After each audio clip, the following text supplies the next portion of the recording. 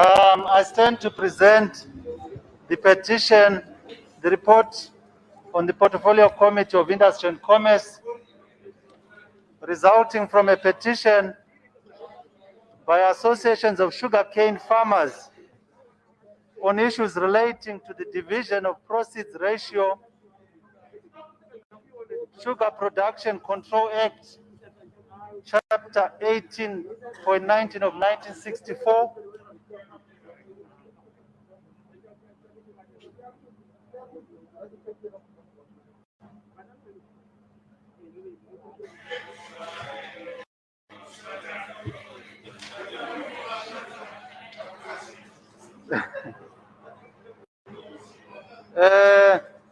We continue our discussion with Pascal Monday, an economic analyst. As we see, members of parliament are already in parliament building, and they are presenting the business of the day. We are expecting that anytime the Minister of Finance is going to be presenting the midterm budget review. Pascal, you had mentioned earlier the issue of what the minister needs to do with regards to the agriculture sector, but there are other sectors, mining, manufacturing, and so forth, where also perhaps he needs to do something. What are your expectations?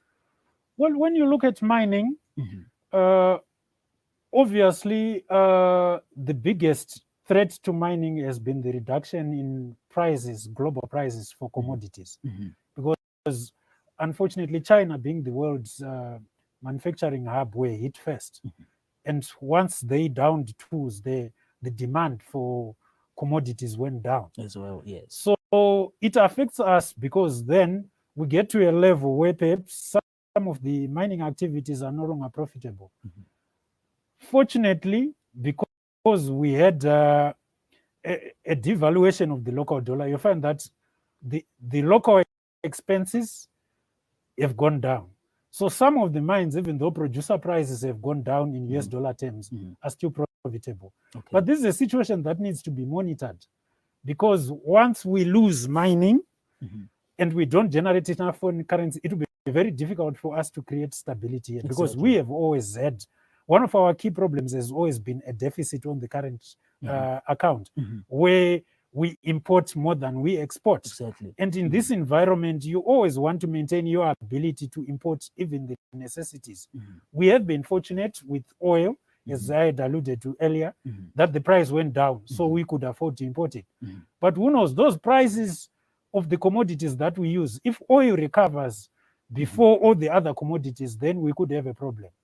We have been fortunate in that gold, another major mineral, it went against the trend, because when we see there, Pascal, you see the Minister of Finance and Economic Development, Professor Mthuli Ncube, with that famous briefcase, of course, entering Parliament building, the men that Zimbabweans are expecting today to perhaps present a good news in terms of how Zimbabwe is going to go forward in running its economy. But we know, Pascal, that the president just recently mentioned that due to the spiking in the cases of COVID-19, there's going to be a revision in lockdown measures. And one of those revisions is the fact that there is going to be a curb in the number of companies or businesses that are going to be opening. Of course, already that also bringing in a negative impact on prospects of economic revival, don't you think? Well, you realize, if I read between the lines, the areas that are likely to be affected are not so impactful in terms of the major drivers of the economy. Agriculture and mining is not in Harare and Bulawayo, because I think these are the areas where I would think the president was hinting that perhaps maybe there could be an increase. It will be localized. So it's important for us, like I said before, to preserve lives before livelihoods. Okay. So you could find that in the farming areas, hopefully their lockdown will remain at the same levels that it was. We're a bit fortunate that it's not yet planting season for most of the crops. So perhaps by the time we get to planting season, things would have normalized. In mining, in localized mining in the environments, they should be able to proceed. So I hear you. For those of us, for the less than 30% or less than 35% that are in urban areas, we will be impacted. Mhm. But fortunately, the majority of the people in Zimbabwe are actually outside urban areas. They are in the farms, in the rural communities. Mhm. Because those spikes have not been seen in those areas, they may continue at current levels. Mhm. So the impact will be more in the urban areas, which were really more of expenditure areas as Okay. opposed to production Yes. areas. Oh, yeah. Okay. So you think the effects are not going to be much on the economy as well? Well, in the overall numbers, in terms of our exports, unless the value of what we produce goes down, if those global prices go down, then we could have a problem. So yeah, okay. We spoke about agriculture and mining. Perhaps other sectors that you can look at, Pascal. Or tourism might never recover. We have seen following on global trends, the opening up of certain tourism institutions. I think Victoria Falls, one good thing that came up out this year. Last year, we were talking about a drought in the budget and the absence of power because of water shortages on the Zambezi. This year, the mighty Victoria Falls is flowing, but there was no one to see it because of COVID. So now there has been a gradual reopening of the parks and so forth. But noticing what has been going on around the world, we are not too sure whether this is sustainable. The fear is that perhaps permanent damage could have been done to investments in those areas where we may never be able to recover. Because without global travel, there are no tourists. Even if we promote local tourism, it will take a complete culture change. And besides, because we are already in a recession, our people may not have enough to spend. So tourism is going to be a very difficult one. One of the good things, if you look at it dispassionately, that's coming about of this, is we are now realizing that there is a certain element of local dependence we need. Part of the reason why we've always had a trade deficit is we always wanted imports because they were cheaper, they were better quality. Now it's hard even to get PPEs. So we are now accepting that perhaps it's high time we did the production of our own goods. But how can that be incentivized? How can that be promoted? I think it's very crucial for Zimbabwe to be able to be self-reliant in these circumstances. Well, we don't have to bring price controls and restrictions. I think first and foremost, our mindsets. Part of the problem that we have had with as Zimbabweans, and I mean this with the utmost respect, is we have always felt it is the government's business to resolve all of our problems. So we would go and buy used cars in Japan when used cars are all over town in Zimbabwe because they are overpriced or we're not sure about the quality. The government doesn't stop us, but it creates a deficit. Now we have to self-introspect as individuals to say, where are we going? So the moment we start accepting that we need to look local, we will create jobs. But more importantly, we will revisit even our own pricing structures. Fortunately, the government has been very reluctant to impose price controls. Because part of the problem is we love huge margins in Zimbabwe. So anybody selling anything locally becomes uncompetitive before you even talk about cost, simply because we love huge margins. Maybe that's an area that without government intervention, we will start working on our own. But just to throw it out there, there are certain institutions, national institutions like Fiscal Steel, which we have failed to open over issues that are related to maybe labor. Perhaps it's time somebody decided that, you know what, let's open this plant, get the furnaces going, and then we deal with everything else as we, while we are producing. Because unfortunately, because we have always had options, we would go and import our steel for mining. Can you imagine if South Africa decided they are not exporting steel, we won't have steel. Yes. So now perhaps it's time for us to bite the bullet and say, even though it may not make economic sense on paper, let's reopen our own industries. We will have problems, yes, and inefficiencies, but we will deal with them as we go on. That's how we create jobs. Unfortunately, people always expect the government to create jobs. The only jobs they can create are in the public service, and there are already too many of them. That's true. That's true. Now, Pascal, you have mentioned the issue of Zimbabwe now having to rely on its own products. That's the promotion of local production. Of course, we have seen tertiary institutions producing masks, face masks, producing PPEs and other elements, particularly related to this era of COVID-19. In your projections, how long perhaps will it take Zimbabwe to to be able to create an economy that is self-sustaining and be able to reduce that budget deficit? Well, I presume you're talking about the trade deficit. Trade yes. deficit, rather. It doesn't take much. If we woke up tomorrow and decided we are not going to import as much as we do, it will be resolved. In fact, we had a quarter where we had a trade surplus, but that was primarily because there was no foreign currency. So a lot of the imports that come into Zimbabwe are not driven by government. Of course, government has to set the pace. When we talk about cars, part of the reason why people object to this, they say the government is the biggest importer of new cars. Yes. But then that doesn't help anyone. So it doesn't take much for us to decide to be inwardly focused. Without going too much into economic history, you look at what South Korea did. Yes. They gave away their jewelry, they gave up their jewelry and they restarted the economy. The likes of Samsung and so forth, they didn't produce the world-class products that we now know, but they had to start from somewhere. Exactly. Same thing with Israel in 1948. It was just a piece of desert. Israel is a very fascinating example. There are only 7 million of them. They've virtually been at war with all their neighbors since 1948, but they are in the top 10 of most of the important categories in the world. You can imagine they have a huge diamond industry without even having many diamond mines. Pascal, we need to follow what Honorable Joshua Sako is saying. He's reading out a petition in a parliament. So let's find out what that petition is all about. Remember, we're expecting the Minister of Finance and Economic Development, Professor Mthuli Ncube, to present his midterm budget review statement shortly. In the meantime, Tongaat Hewlett is withholding the VAT, which is being paid by farmers from their accounts. Farmers proposed that the VAT should be levied against the outcome of the new ratio that will emerge from the review of the Ernst & Young ratio. We have another issue of the review of the Sugar Production Control Act, which is from 1964.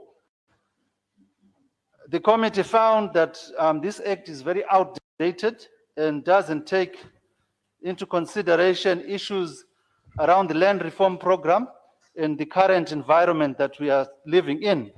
So we also received as a committee representations from millers and farmers from the Hippo Valley Productive Commercial Area, Mkwasine, Chipiwa Mpapa, Zimbabwe Sugarcane Development Association, Chiredzi Productive Cane Growers Association, who all unanimously concurred that the Sugar Production Act of 1964 is outdated.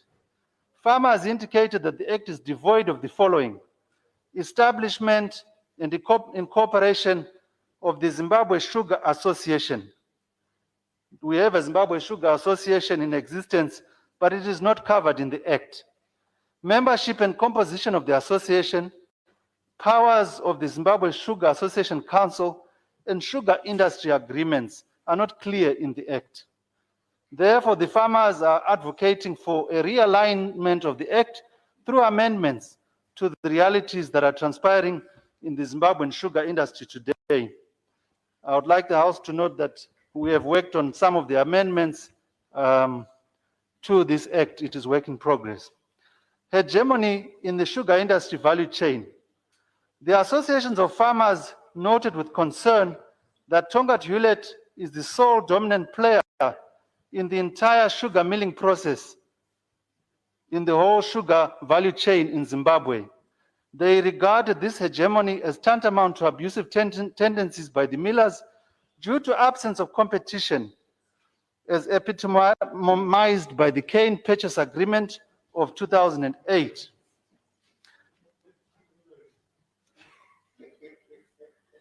Order, Honorable Lead.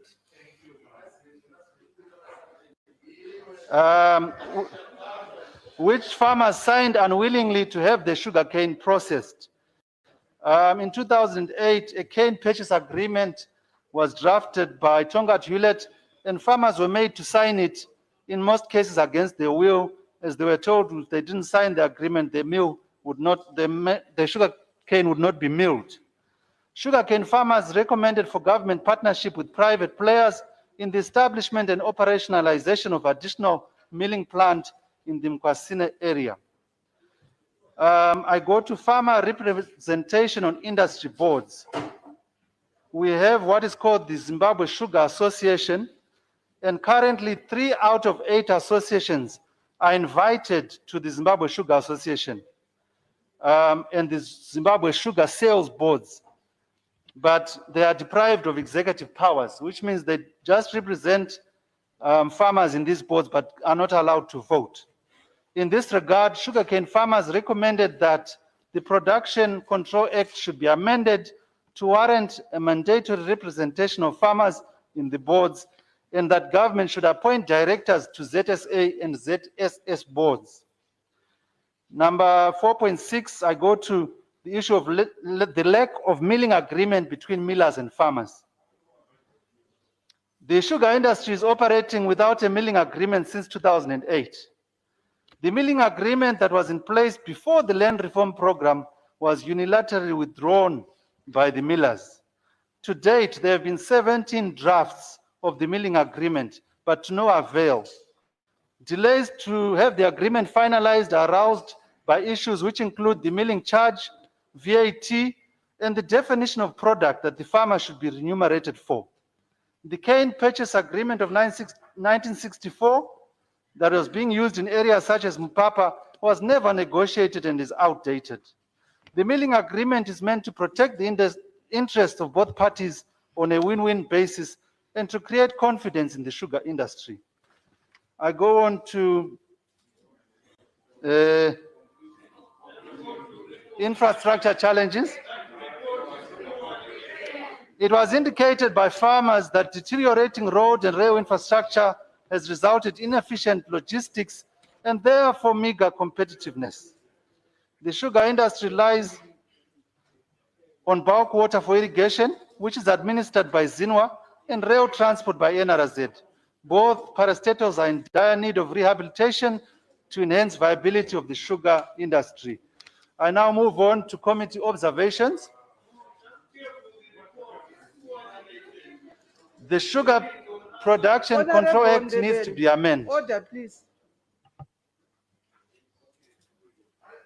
You may proceed, Honorable Sabo. All right. I'm getting there.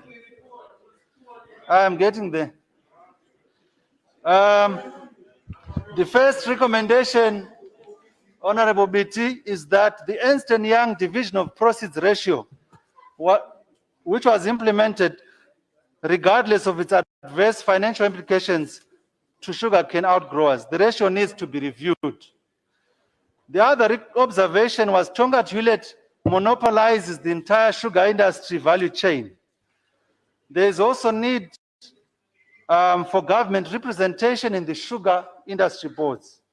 Farm sizes which are below 50 hectares are unviable for sugarcane farmers. Now I go to the committee recommendations. The Ministry of Industry and Commerce should come up with a new division of proceeds ratio that take into account the inadequacies and recommendations made by millers and farmers with regards to the Ernst & Young ratio. The new ratio should have a proviso to rectify the issue of compensation and be informed by research on international best practice. The new DOP ratio should be implemented by the end of June 2020. This will have to be revised, the date, because that would be now August 2020. The Ministry of Industry and Commerce should promote investment or bring more players in the processing, distribution, and marketing of sugar to curb hegemony in the entire sugar value chain by the end of November 2020. The Ministry of Industry and Commerce should ensure that the government is represented in the sugar industry boards and that the chairperson of the ZSA board is an independent person. The chairperson of the ZSA board currently is a politician. We need an independent person in this position. The Ministry of Industry and Commerce should engage the Ministry of Lands, Agriculture, Water and Rural Resettlement to ensure that sugarcane farmers are given a minimum of 50 hectares by the end of the year 2020. The Ministry of Transport and Infrastructure Development should ensure that NRZ is capacitated to rehabilitate its wagons and locomotives, especially in raw cane movement, to avoid deterioration. This exercise should be carried out by the end of June 2022. Ministry of Lands, Agriculture, Water and Rural Settlement should ensure that ZINWA is capacitated to rehabilitate its canals. ZINWA should adequately supervise the distribution of water to sugarcane farmers to ensure equity. This should be carried out by the end of 2020. In conclusion, the committee appreciates the proactive role played by the associations of sugarcane growers in unraveling the challenges that are bedeviling the entire sugar value chain. Stakeholders from all walks of life are encouraged to cooperate with Parliament in order to make Vision 2030 a reality. I thank you.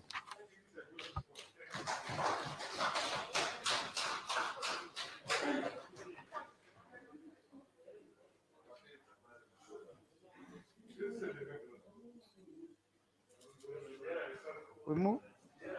Honorable Speaker, I move that the debate do now adjourn.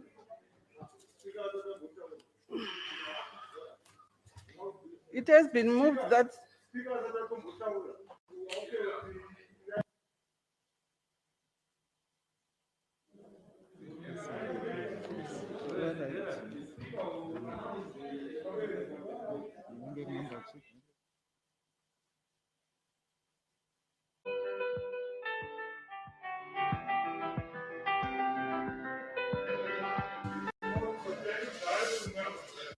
Well, that was Honorable Joshua Sako presenting his petition there in Parliament. We are continuing to follow proceedings, and the House is adjourned. When they return, we understand it will be now time for that presentation by Minister Mthuli Ncube.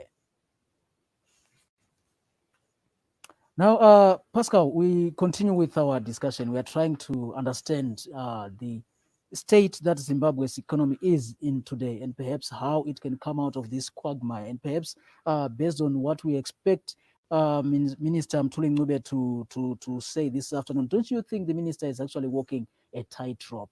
Can he bring Zimbabwe out? No, you can't. It's the citizens who have to do it. Mm-hmm. The role of government, Yeah. If I may borrow from the Americans, not that I'm a fan, Mm-hmm. according to Lincoln, we must do collectively those things that we can't do individually, Mm-hmm. or that we can't do so well individually. Okay. Like building a road. Mm-hmm. Everyone can't have their own road. Mm-hmm. We must do it collectively. Mm-hmm. Like printing money. Mm-hmm. The state must have a monopoly on printing money. Mm-hmm. Mm-hmm. Violence. Mm-hmm. The state must have a monopoly of violence. Mm-hmm. We can't have our own individual armies. Mm-hmm. Mm-hmm. But what we forget is we still have the responsibility to do the things that we can do individually, like creating jobs. Mm-hmm. We can't expect the government to create jobs for us. Mm-hmm. Like paying our bills, Mm-hmm. we are still responsible for For paying our that. bills. Mm-hmm. There are Mm-hmm. certain elements of self-care Mm-hmm. that we need to do, Mm-hmm. looking after our own health. Mm-hmm. Yes, the government is responsible for what we can't do individually, like Mhm. public health. Like in an environment like this, Mm-hmm.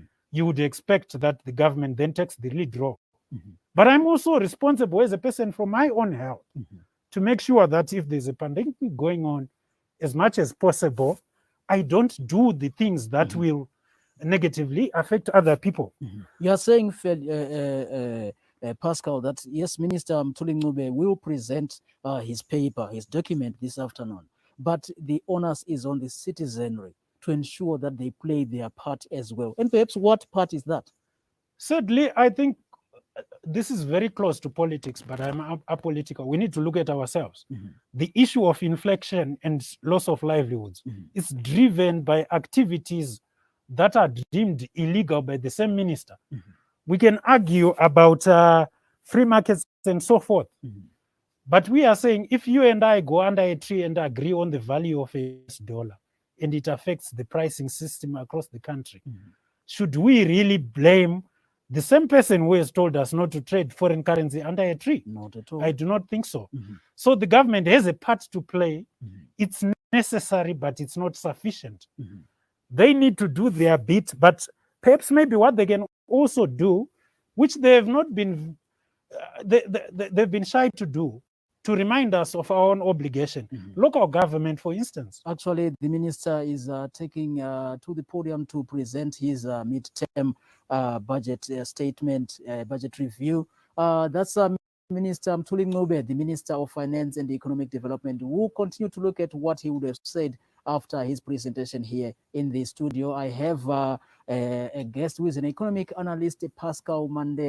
As we have heard when we started, we are trying to analyze what perhaps the minister could be talking about today with regards reviving the economy, as well as perhaps making sure that it survives, especially the coronavirus pandemic. So let's listen in and follow the proceedings as the minister gets ready to make his presentation.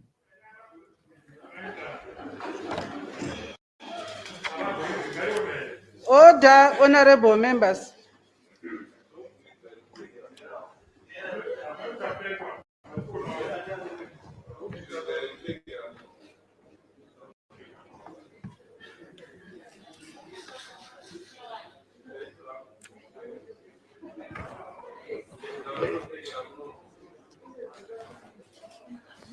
Madam Speaker, ma'am, I rise to present this year's midterm budget and economic review in compliance with Section 7, Paragraph 2A of the Public Finance Management Act. The review provides details on economic developments during the first half of the year, progress on implementation of the 2020 national budget, and also makes proposals for the realignment of the macroeconomic and fiscal policies to the transitional stabilization program objectives. In formulating the review, Treasury is grateful, and so am I, for the guidance and support from His Excellency the President E.D. Mnangagwa and the two Vice Presidents, and I welcome Honorable VP Mohadi to this presentation. And of course, I also thank the other government ministers, various government agencies who sent in their input, and I also thank the honorable members in this august house and chairs of portfolio committees, and the members of the public and also members of the private sector. Let me highlight something, Madam Speaker, ma'am, on budget transparency. Madam Speaker, ma'am, the spirit of stakeholder cooperation and participation, Madam Speaker, ma'am, has just exited. Is Mr. Speaker, sir? Welcome, sir. Mr. Speaker, sir, the spirit of stakeholder cooperation and participation in policy and budget formulation and implementation processes keeps enhancing budget transparency and accountability. Zimbabwe has been ranked number 3 in Africa in terms of budget transparency by the Open Budget Survey, OBS, of 2019, with a budget index score of 49, up from 23, which was recorded in 2017, and this is shown on the slide up there. It's visible, I think, on both sides, that one over there. So we're doing quite well. The country's ranking improvement reflects strides in increasing and timely availing of budget information to the general public and other stakeholders. Mr. Speaker, sir, before turning to the review, allow me to recap on the 2020 national budget, which was presented under the theme Gearing for Higher Productivity, Growth and Job Creation. The budget emphasized on macro fiscal stabilization, growth stimulation, and employment generation through promotion of productive-oriented investment and productivity.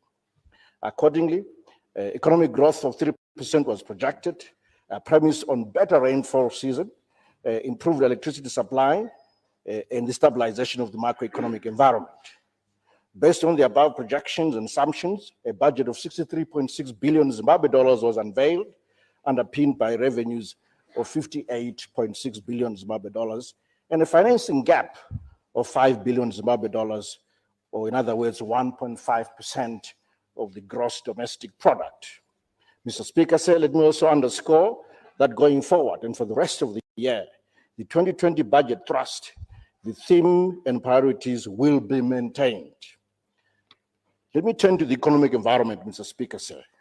From the beginning of 2020, the economy was confronted with a number of shocks from multiple fronts, with major ones being the following. One, climate shocks in the form of the 2019-2020 drought and cyclone Idai. Two, energy challenges. The power outages have been obvious to all. Number three, currency volatility. And number four, the outbreak of the COVID-19 pandemic. That's why I'm dressed this way. Drought in particular affected agriculture, the water and energy sectors, with spillovers to the rest of the economy. The situation was therefore was further aggravated by currency volatility, which fed into price increases. Let me turn to the COVID-19 pandemic and its impact. 12.4 million people globally, with over 558,790 deaths recorded as of 14 July 2020. Over the same period, Zimbabwe had 1,034 confirmed cases and 19 deaths. Besides the loss of life, the pandemic destabilized global economies through disruptions in trade, in tourism, in production, in productivity, in supply chains, and other various integration mechanisms. As a result, global GDP growth is expected to contract by about -4.9% in 2020, from -3%, which was earlier projected in April 2020. This is according to the IMF June Global Economic Outlook Update. While the most affected, Mr. Speaker, say, will be the most advanced countries, which will record a contraction of -8% in their combined GDP growth.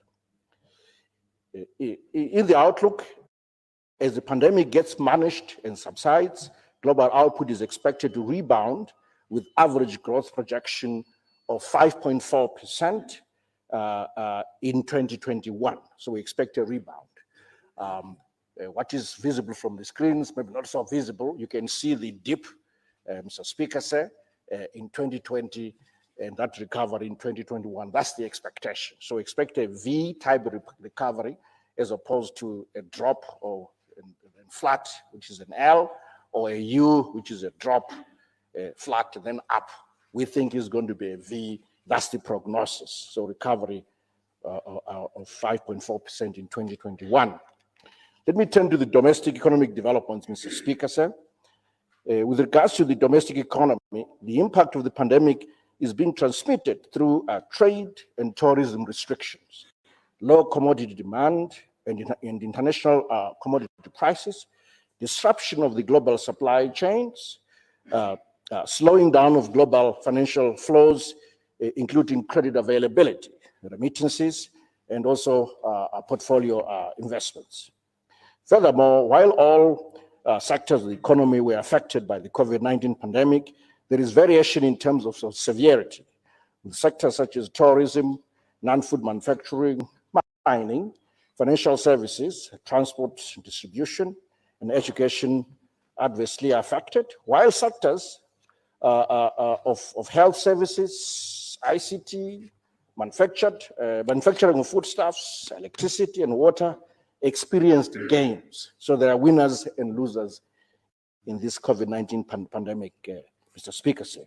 As a result, there has been some changes to various sector contributions to GDP, with the growing informal and SME sector, ICT, healthcare services, and supply, and foodstuffs, manufacturing, and other services. So all the various sector contributions have been transformed or changed. Let me turn to some key sector developments, Mr. Speaker, in terms of the real economy. I'll start with agriculture. In the 2019-2020 first round crop and livestock assessment, there are indications that there's some reduction in hectarage for both grains and cash crops in response to declining prices and late onset of rainfall. As a result, revised crop output point to a mild agricultural growth contraction of -0.2% against the +5% growth that was originally anticipated.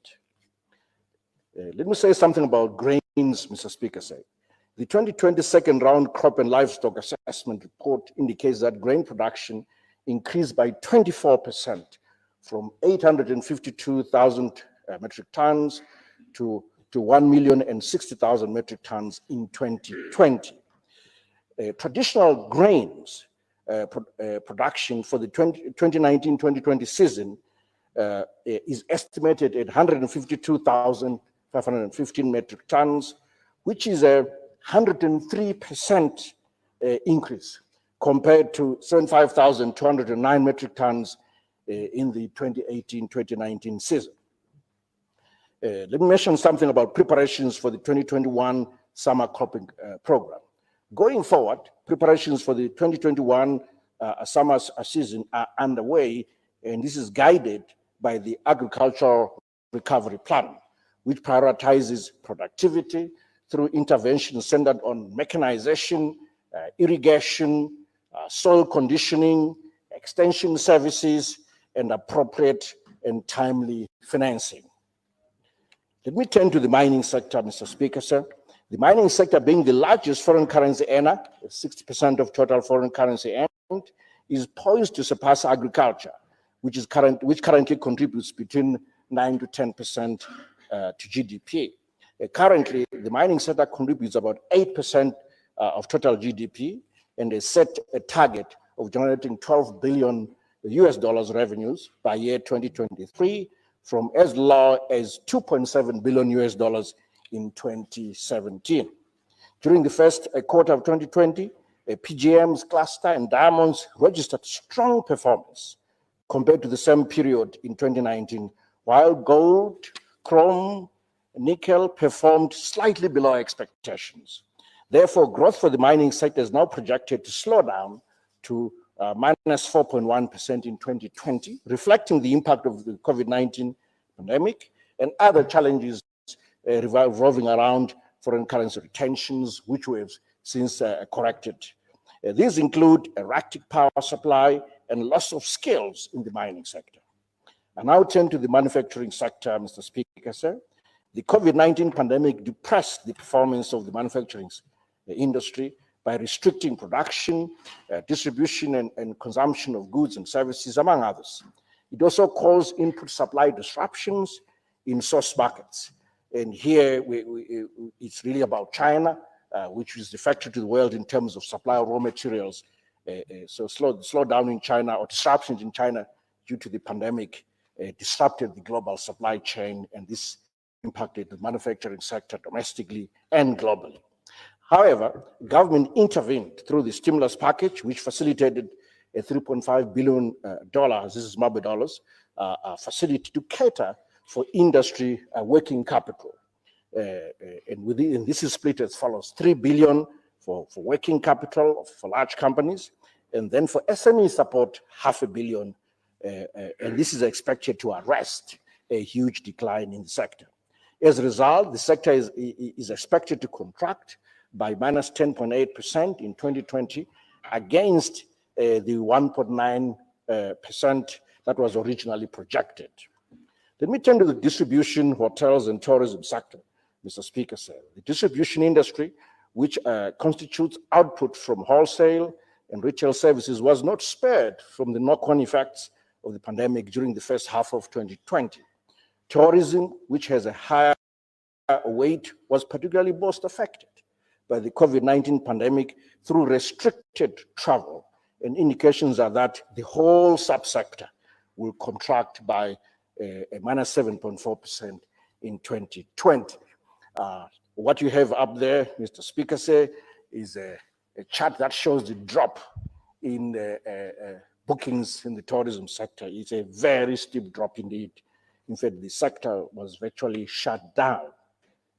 The UNWTO global estimates show a 97% drop in global arrivals, translating to 180 million international arrivals. This is between March and April 2020. It's a very sharp drop. Zimbabwe's foreign tourist arrivals followed the global path to April 2020, and the average hotel occupancy rates, which had peaked to 33% in February this year from 27% in January, dipped to a low of 3% in March 2020. And that's what the chart up there shows. Implementation of the domestic lockdown further complicated the position of the local tourism hospitality industry.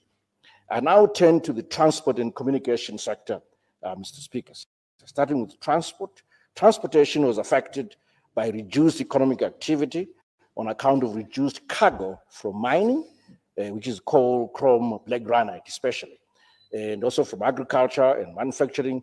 That affected airline, road, and rail activity. And also it was also affected by fuel and foreign currency shortages. The most affected is the airline business, which has been virtually grounded during the lockdown period. This is the same story globally, Mr. Speaker. In the road passenger transport, capacity was reduced to less than 50% in April 2020, before increasing slightly to about 70%. However, government continued to prioritize road rehabilitation programs under which the Harare Beitbridge road received 321 million, leading to much faster progress in the construction works. I'm also happy to report, Mr. Speaker, that last week, the Treasury released another $550 million for the completion of the target on that road, the Harare Beitbridge Road. The target is to achieve 200 kilometers by year end in terms of tarred road. I encourage members of parliament to do their inspections. They will find that there's a lot of progress indeed on that road. It'll be a beautiful road. On communication, Mr. Speaker, communication, data, and internet services replaced most of physical interaction, virtually driving industrial and other economic activities, with the shift towards telecommuting and e-learning, thereby driving demand for data. Internet usage increased by 2.8% to 6,661 terabytes in the first quarter of 2020, from 6,489 terabytes recorded in the fourth quarter of 2019, all driven by substitution of voice traffic and print media and by over-the-top services, OTTs, it's often known, and online publications. The COVID-19 mitigation measures are further expected to enhance mobile data and internet usage for remote working, driven by corporates and government, as well as online education. Overall, the whole transport and communication sector is expected to grow by 3.2% in 2020, driven by enhanced communication activities that is offsetting the dampening effect of the transport subsector.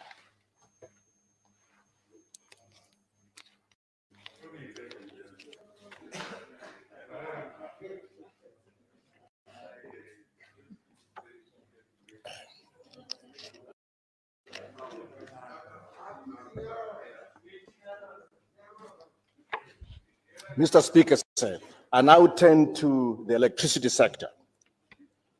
There was a relative improvement in electricity generation during the first quarter into the first half of 2020 compared to the last quarter and half of 2019, with total electricity generated amounting to 1,294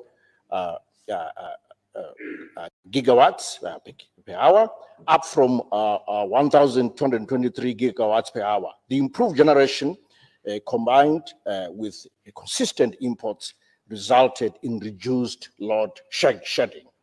On a positive development, the Lake Kariba levels has continued to rise steadily during the same period, closing at 478 meters, which is about 19.2% of usable storage.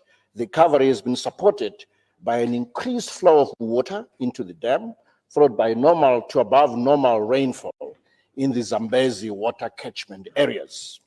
Further to this, ZESA is minimizing generation losses through a variety of measures, Mr. Speaker, which include enhancing generation at the small thermals, switching to solar, and ensuring cost-effective tariffs. A word about our balance of payments position, Mr. Speaker. Merchandise exports for the first 5 months of 2020 slightly declined by 2% to 1.53 billion US dollars from 1.56 billion US dollars, whilst imports declined by 4% compared to the same period in 2019. This results in merchandise trade balance improving by 16% from a deficit of 403 million US dollars recorded during the same period last year. So in short, we have a better balance of payments position.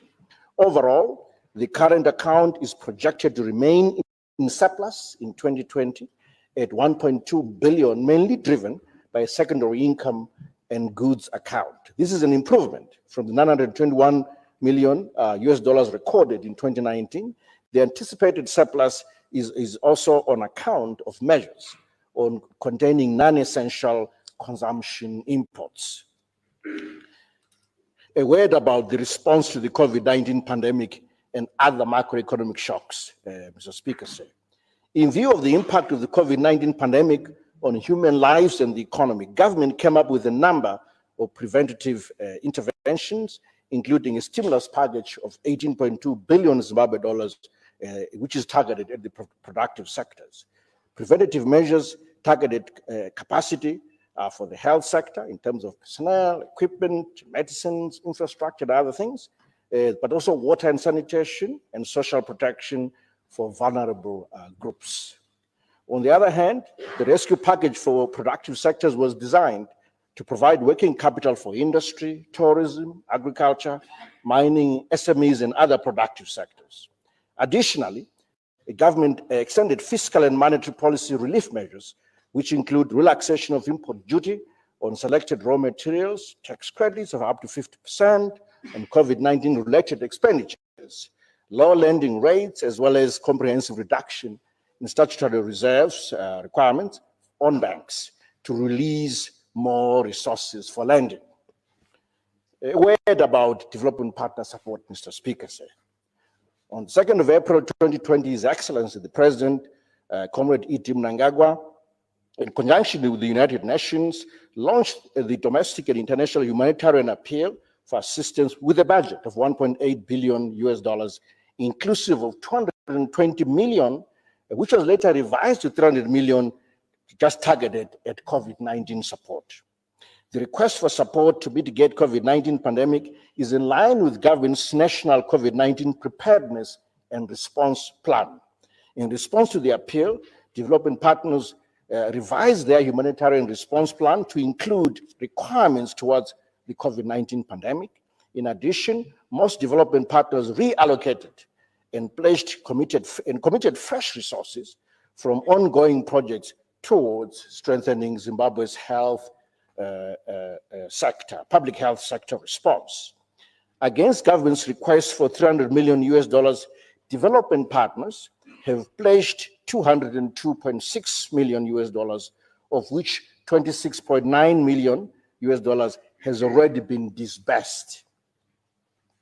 I now turn to revisions on GDP growth, given the stimulus package that I've just explained, as well as the response from and support from development partners.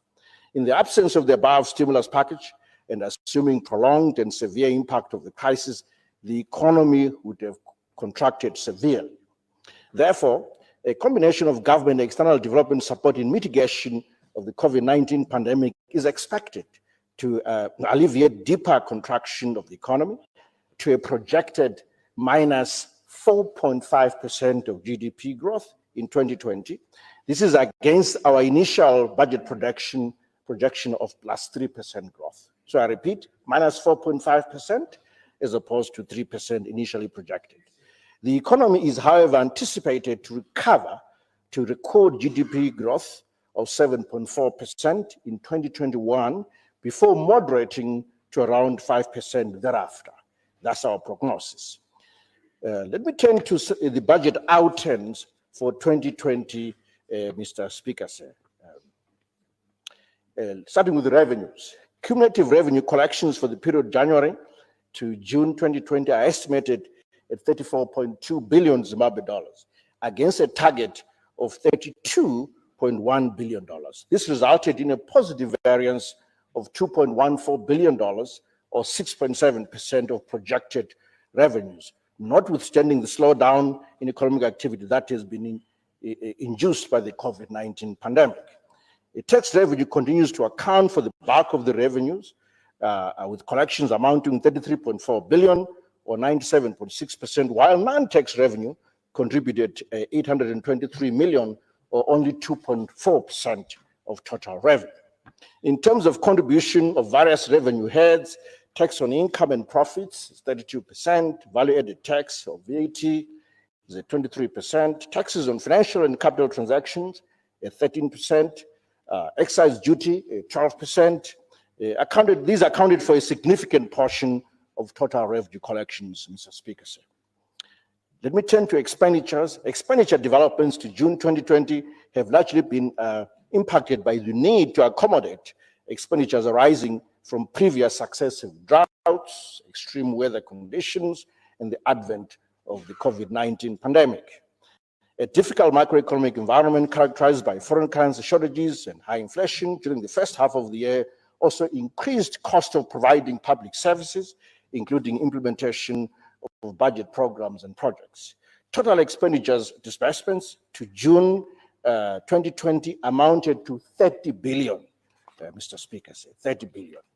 On the expenditures to June 2020, recurrent expenditures amounted to 19.7 billion, whilst 9.3 billion was channeled towards capital expenditures, with the balance of 453 million being transferred to local authorities under the devolution agenda, and $400 million was directed at meeting interest payments on the loans that we owe. I now turn to the votes performance, department by department, ministry by ministry, including Parliament, of course. Whilst there was an increase in expenditure for some heads, overall spending was largely contained within the target, as ministries, departments, agencies, Parliament redirected spending within the approved budget and in line with the government directive. I think there's a table there. Yep. What you'll see is that if you turn to column 1, 2, 3, 4, that we've only spent 46% of the budget so far, or 26.4 billion. This is excluding the other payments. And then we have got debt service ratio, the pension, public service pension scheme, transfers to provinces, and other statutory appropriations. And the total is 28.89 billion, which is basically 45% of the budget so far. And then we still have an outstanding similar amount, because it's very close to 50, but slightly less than 50 at the moment in terms of expenditure. As indicated in the table on the screen, as you can see, ministries have on average utilized 46% of their votes as of June 2020. This also implies that 54% of the region avoid tabling a supplementary budget or an appropriation bill given our current levels of spending. I now turn to social protection, basically protecting the vulnerable, Mr. Speaker. Mr. Speaker, during the period January to June, total social protection expenditure, and this is narrow expenditure, this is excluding the municipal sector. This amounted to 902.2 million against targeted expenditure of 1.3 billion. The distribution of major expenditures among other social interventions were as follows. This is not all the details on there, but there's drought mitigation, for example, at 402.2 million, BEAM or Basic Education Assistance Module at 150 million, Sustainable Livelihoods Program at 67.3 million, support to disabled persons at 7.1 million, Harmonized Social Cash Transfers at 158.1 million, support to elderly persons at 3 billion, children in difficult circumstances received 5.1 million, health assistance at 11.9 million, COVID response at 85.5 million. This excludes support to the health ministry. It's really narrowly defined under the social protection ministry. Furthermore, 760,000 vulnerable food insecure households were supported with grain across the 8 rural provinces. This is per month during the first half the total expenditure on that was 404.2 million Zimbabwe dollars under the food deficit mitigation strategy. Let me add a footnote there, Mr. Speaker, said that we have extended this program to the urban in 40 years. So initially, we were providing food assistance in urban areas, and with the shortage of grain, we have now substituted that with cash transfers in lieu of cereal, and we have been transferring resources to needy citizens, and we continue to do so. And my request to members in this House is to keep supplying us with names of vulnerable households in the urban areas that we could add onto the cash transfer program in lieu of grain. In the same vein, the government has scaled up its support for harmonized social care transfers for food, poor and labor-constrained households in 23 poorest districts of the country. And this is up to 63,000 households, Mr. Speaker said. The program is aimed at household economic strengthening, building household resilience, and reducing negative coping mechanisms. The payments improved substantially compared to the 2019 levels because we started using mobile phone platforms. Let me mention something to the public service pension on the public service pension fund, Mr. Speaker, sir. The defined benefit pension scheme introduced by government in 2018 received an allocation of $70.4 million in 2019 as seed money, as seed capital. The cumulative pension contributions during the period January 2019 to June 2020 amounted to 759.5 million Zimbabwe dollars. As at 30 June 2020, the fund's assets, which are under asset managers and money market investment, stood at 768.3 million Zimbabwe dollars. So very good progress on the pension fund that has been launched for civil servants, Mr. Speaker, sir. Then let me mention that then if you add all this up, our budget balance is as follows for half of this year. Resultantly, for the period January to June 2020, a budget surplus of about 800 million Zimbabwe dollars has been realized for this first half of the year. Then a footnote on public debt, looking at external debt, public and publicly guaranteed external debt stood at 8.1 billion US dollars rounded, while domestic debt, including Zamco debt of 1.1 billion Zimbabwe dollars, stood at 12.8 billion Zimbabwe dollars by June 2020. That's the stock of debt that we've contracted so far. Let me mention, Mr. Speaker, say something about monetary and financial sector developments, starting with the banking sector. Mr. Speaker, sir, the banking sector remained largely safe and sound and generally resilient, despite the outbreak of the COVID-19 pandemic that has given rise to economic uncertainties and heightened risk for overall banking sector soundness. Looking at banking sector capitalization, Mr. Speaker said the banking sector remained adequately capitalized, with aggregate core capital at 10.74 billion Zimbabwe dollars as at 31 March 2020, compared to representing a 43.78% increase from the 7.47 billion as at 31 December 2019.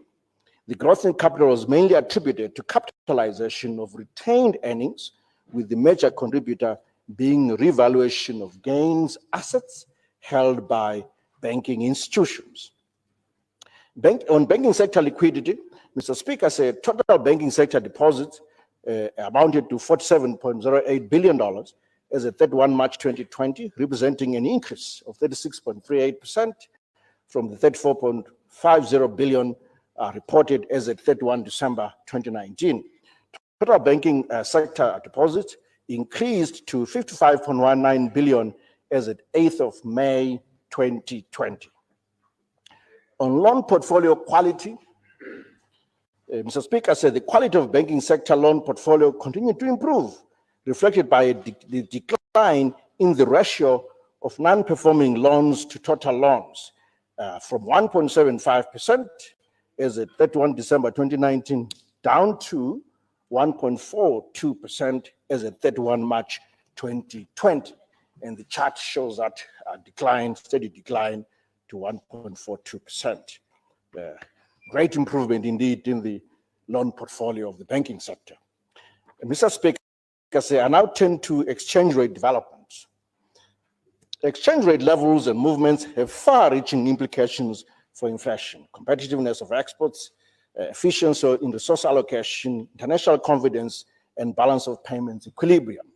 Therefore, exchange rate developments are a matter of national interest and concern to government, in the business community, and the general public. In order to stabilize the exchange rate and anchor inflation, government introduced the foreign exchange Dutch auction system on Tuesday, 23rd of June 2020, which is designed to reduce exchange rate instability. The auction is expected to enhance transparency in the management of foreign exchange, achieve a realistic exchange rate for the Zimbabwe dollar, and discourage speculative demand for foreign currency. We expect it to really improve the price discovery process, Mr. Speaker. As of 31 May 2020, total foreign currency inflows, as a footnote, amounted to $2.35 billion against foreign payments of $1.55 billion. Mr. Speaker, if you check the banking sector, you will find that the amount of US dollars in FCA accounts currently stands at close to 1.2 billion US dollars, the highest level in many years, probably 15 years, in terms of US dollar deposits in our banking sector. Mr. Speaker, the weighted exchange rate of the inaugural auction system was $57.37 to $1 US dollar. We subsequently moved to 63.74 Zimbabwe dollars during the second auction of 30 June 2020, and then to 65.88 Zimbabwe dollars by the third auction of the 7th of July 2020, and recently $68.89 as of the 14th of July 2020. There's a table there in terms of these weighted exchange rates, as well as the amounts that were allocated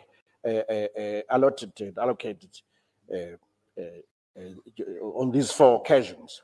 The bulk of the resources were allocated to raw materials, machinery, and equipment, and in line with government's objective of increasing production in the economy. Mr. Speaker, in support of the auction system, government will exercise fiscal restraint, including non-recourse to the RBZ financing a non-expenditure outside the budget. On inflation, Mr. Speaker, inflationary pressures which subsided in the last quarter of 2019 and in January 2020 resurged from February 2020 to June 2020. However, inflation is expected to gradually decline in the second half of 2020 from the peak of 785.5% in May 2020 to 300% in December 2020, responding to current monetary and fiscal policy interventions. You have your time. The projected annual inflation is consistent with reducing the month-on-month inflation from around 31.7% in June 2020 to about 5% in the last quarter of 2020. That's our projection. On the Victoria Falls Securities Exchange VFEX, Mr. Speaker, the 2019 National Budget Statement highlighted government's intention to set up an offshore financial services center as part of efforts to develop the financial services sector through provision of opportunities for global investment. To this end, government is launching the Victoria Falls Securities Exchange in order to drive foreign investment into the country. A word on structural reforms, Mr. Speaker. I'll start with the repeal of POSA and IPA. Government is making progress in aligning laws to the Constitution. On the 15th of November 2019, His Excellency signed the Maintenance of Peace and Order Bill into law, which is MOPA, thus repealing the Public Order and Securities Act POSA. The Access to Information and Protection of Privacy Act, AIPA, has been repealed through the enactment of the Freedom of Information Bill, which was gazetted on the 1st of July 2020. On the ease of doing business, Mr. Speaker said, which is another area of structural reforms, pursuant of the ease of doing business reforms, Zimbabwe has been ranked within the top 20 improvers on doing business reforms by the World Bank. This was in September 2019. Resultantly, Zimbabwe's 2020 ranking is 140 from the previous position of 155. Going forward, government has launched the second phase of the doing business reforms in September 2019 to complete the outstanding work from the first phase and scale up on the other areas of focus. Let me turn to ZIDA, the Zimbabwe Investment and Development Agency Act. The Zimbabwe Investment and Development Agency Act was gazetted on the 7th of January 2020. The act repeals and replaces the Zimbabwe Investment Authority Act, the Special Economic Zones Act, and the Joint Ventures Act, and provides for the establishment of the Zimbabwe Investment and Development Agency, ZIDA.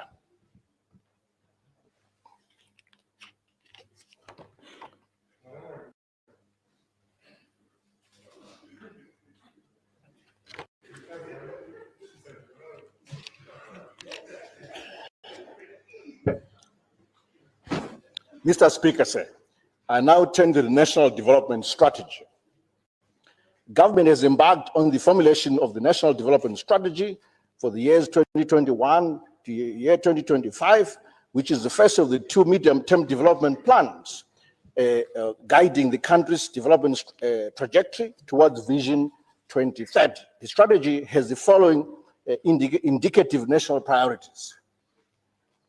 Something on the screen, you see economic growth and stability, food security and nutrition, transport infrastructure and utilities, governance, that's the first column, industrialization through value chains, housing delivery, health and well-being, human capital development on the second column, and then environment protection, climate resilience, and natural resource management, image building and international re-engagement, devolution, social protection on the third column. Then on the final column on the screen, there's digital economy, youth and culture. So these are the indicative and initial national priorities of the NDS, the National Development Strategy. Currently, stakeholder national level consultations are underway and will be concluded in the middle of this month, middle of July, whilst consultations at sectoral level will be concluded in early August 2020.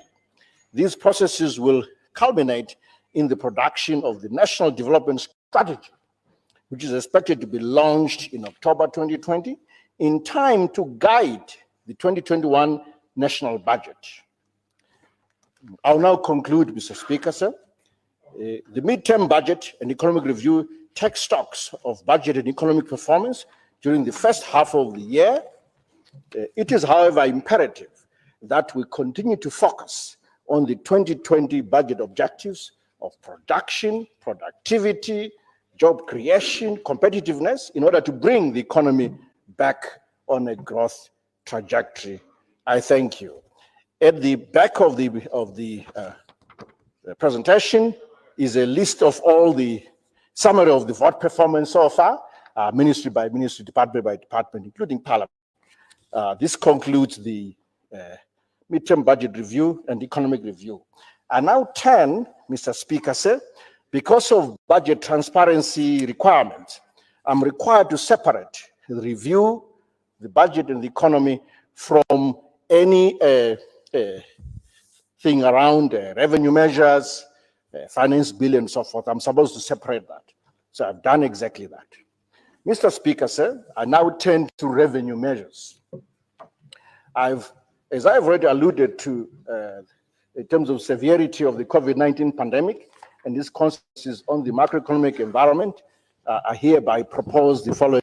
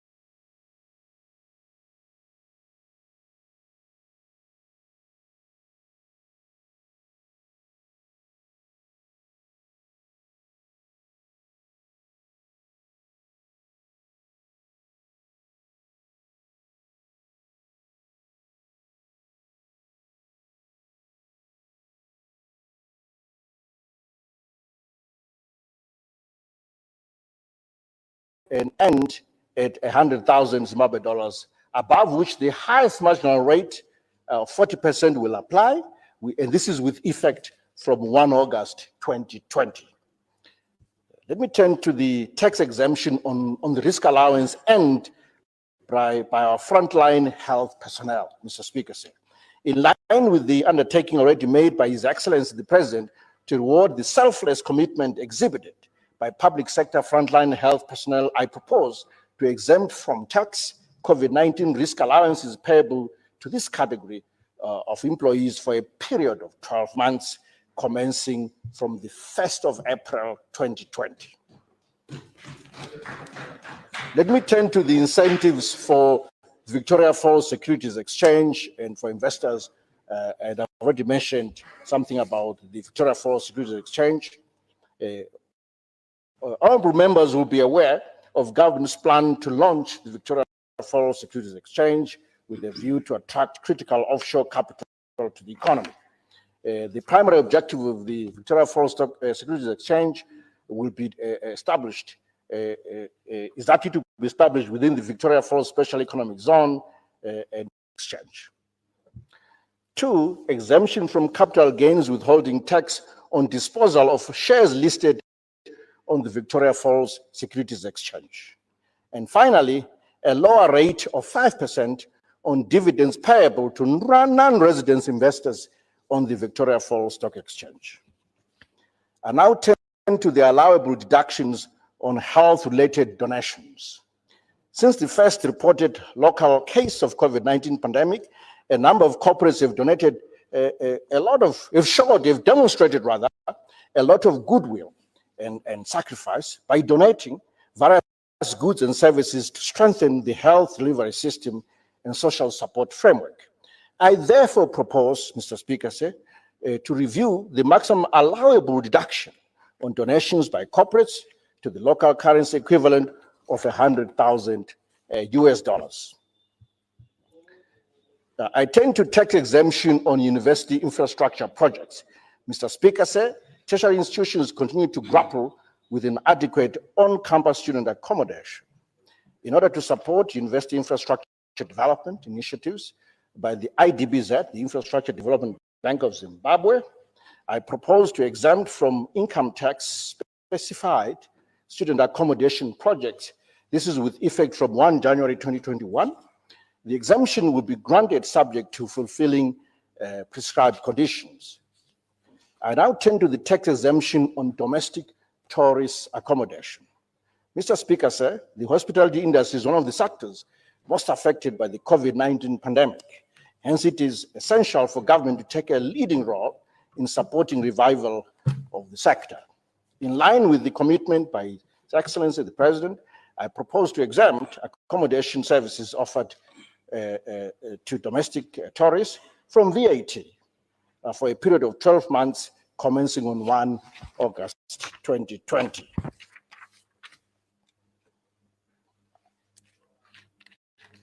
More water.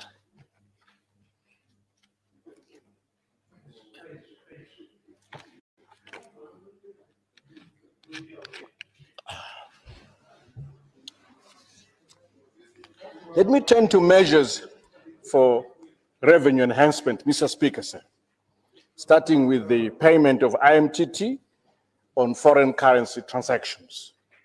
Current legislation exempts the transfer of money into and from nostro foreign currency accounts from intermediated money transfer tax. I propose to extend the intermediated money transfer tax to cover foreign currency transactions.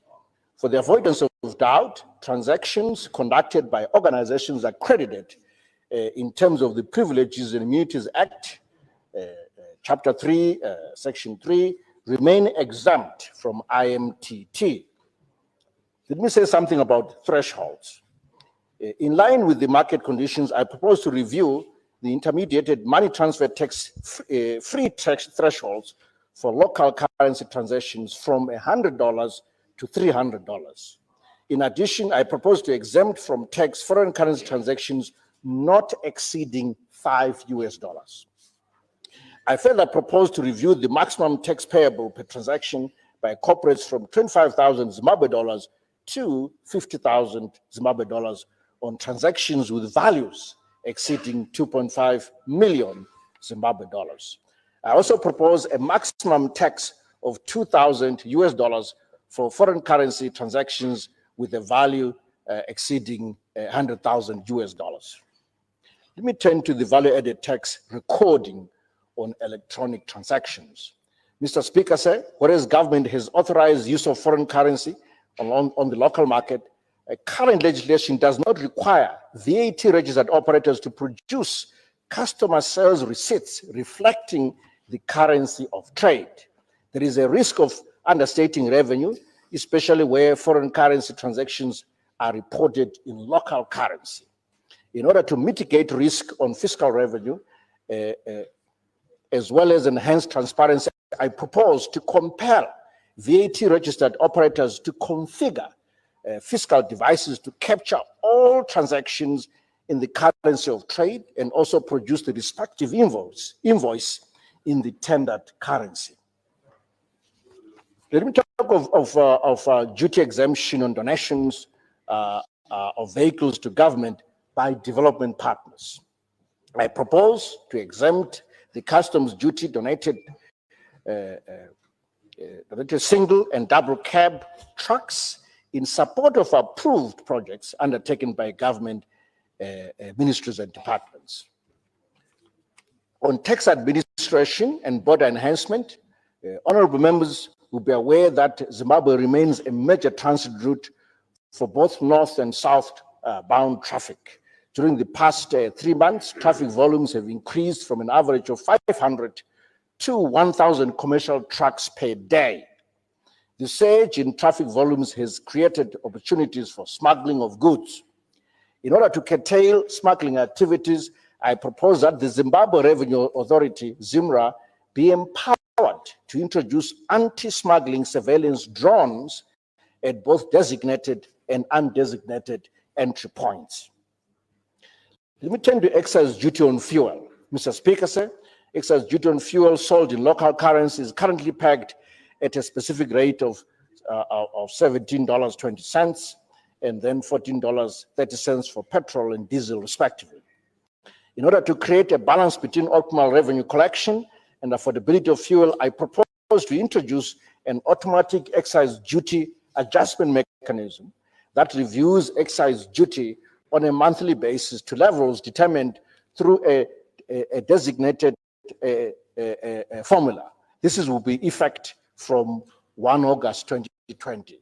The details of the formula are in the formal long document on revenue measures, which will be distributed to members and yourself, and has already been distributed to yourself, Mr. Speaker, sir. In conclusion, Mr. Speaker, sir, the recovery and a prospective growth of our economy following the devastating consequences of the COVID-19 pandemic requires government intervention to restore the viability of businesses and also boost taxpayer incomes. It is therefore essential that taxpayers take advantage of the existing and proposed incentives, mindful of the reporting requirements that should be adhered to in order to enhance transparency and accountability in utilization. Finally, Mr. Speaker, sir, the realization of national aspirations through implementation of government programs and projects depends to a large extent on domestic revenue generation. Hence, voluntary compliance should be a virtue for every citizen.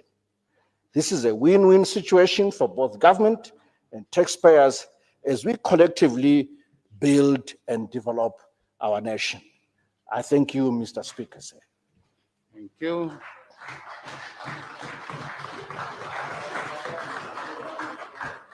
I therefore proceed to table all the documentation pertaining to the budget review, economic review, and the revenue measures. Thank you, Mr. Speaker, sir. Thank you. Honorable members, you'll agree that our span of retention in terms of our memory is challenged because of the presentation made. Accordingly, hard copies of the review will be availed to honorable members, and you will also have soft copies through your email addresses, so that in the next week, when we are on short recess, you can go through the presentation and hopefully debate robustly when we come back. Pardon? I have ruled. Yes.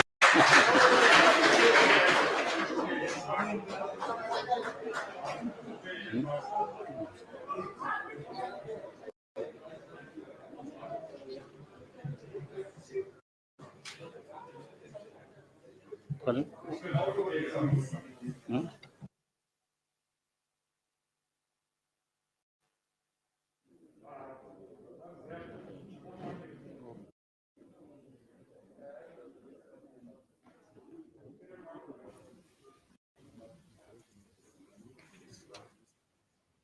Well, that's the presentation there and the economic development. Pascal, what is your take of the presentation by the minister, seeing as he actually did not present that supplementary budget? Well, I think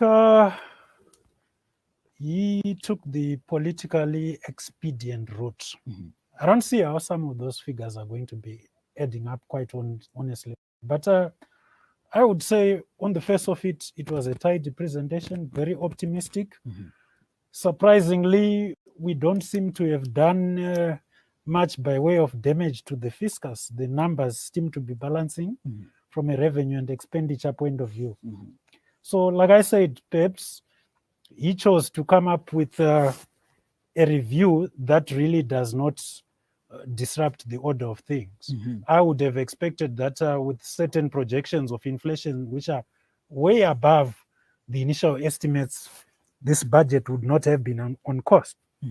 In fact, if I can point out, I don't think this budget actually factors in the salary increments and allowances that he recently gave to the civil servants. All right. And perhaps it also reflects a lot of a lack of intention to remunerate the same civil servants. For interest, like you know, the $75 US dollar allowance per individual, that translates into about 25 million US per month, because we put just over 350,000 US dollars. You multiply that by the current rates, that's a $1.5 billion per month, Zim dollars. You spread that over 6 months, you've got 10 billion. So already, just by factoring in that, without taking the potential that with inflation, the exchange rate would also be going up. And So- when you factor the 50% increment in local currency that he gave to the civil servants, he said expenditure in the last 6 months was 30 billion. Yeah. Assuming the rate that was being talked about of 30%, where we are spending 30% on salaries. Effectively, you are now saying about 10 billion of that was what was going on salaries for 6 months. You add 50% of that, it means that's an additional $5 billion on the basis of the increments. So already there's a $15 billion that was never part of last year's budget that should has be been added added on to this to the current expenditure. review. And then government procurement, they don't buy from their own markets. If prices have been going up, the 70% that was not part of wages, because remember, like we said, wages and salaries are now 30%. The 70% is subject to inflation. The projections on inflation